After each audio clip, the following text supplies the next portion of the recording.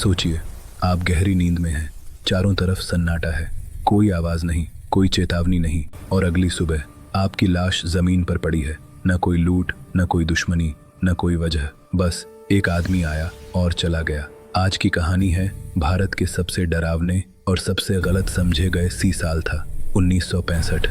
जगह मुंबई, तब जिसे बॉम्बे कहा जाता था। शहर जागता तो डर के साथ और सोता डर के और गहरे साए में, क्योंकि हर सुबह किसी न किसी मरने वाले, कोई बड़ा आदमी नहीं, कोई अमीर नहीं, बस फुटपाथ पर सोने वाले लोग, मजदूर, बेघर इंसान, जिनकी मौत अखबार के एक कोने में छपती थी और जिनका डर शहर की रातों में फैल जाता था। एक बात जो पुलिस को परेशान कर रही थी, हर हत्या एक जैसी थी। हमला तब होता जब इंसान सबसे बेबस होता, नींद में। हथियार, कोई बंदूक नहीं, कोई चाकू नहीं, बस एक भारी लोहे की रॉड या हथौड़ा, एक वार सीधे सिर पर, न चीख न संघर्ष, और सबसे अजीब बात, किसी चीज को चुराया नहीं जाता था। धीरे धीरे पूरा शहर डर गया। लोग अकेले सोना छोड़ चुके थे, मजदूर डंडे लेकर पहरा देने लगे, झुग्गियों में रात को सन्नाटा नहीं होता था, डर बोलता था। अखबारों ने नाम दे दिया भारत का जैक द रिपर, लेकिन सवाल ये था, वो आदमी आखिर चाहता क्या था? फिर एक रात किस्मत ने करवट बदली। एक हमला पूरा नहीं हो पाया,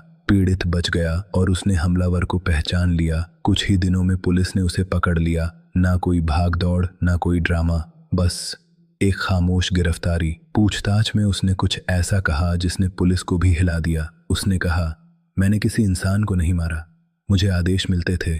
डॉक्टर बुलाए गए, जांच हुई, रिपोर्ट आई।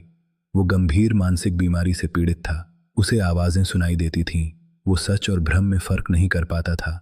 पूरा देश चाहता था फांसी, लेकिन अदालत ने कहा, जो इंसान अपने कर्म को समझ ही न सके, उसे सजा देना न्याय नहीं। उसे न फांसी हुई, न उम्र कैद, उसे भेज दिया गया मानसिक अस्पताल। अब सुनिए इस कहानी का सबसे बड़ा सच। वो आदमी सिर्फ एक हत्यारा नहीं था, वो सिस्टम की सबसे बड़ी नाकामी था। अगर उसकी बीमारी समय पर पहचानी जाती, अगर गरीब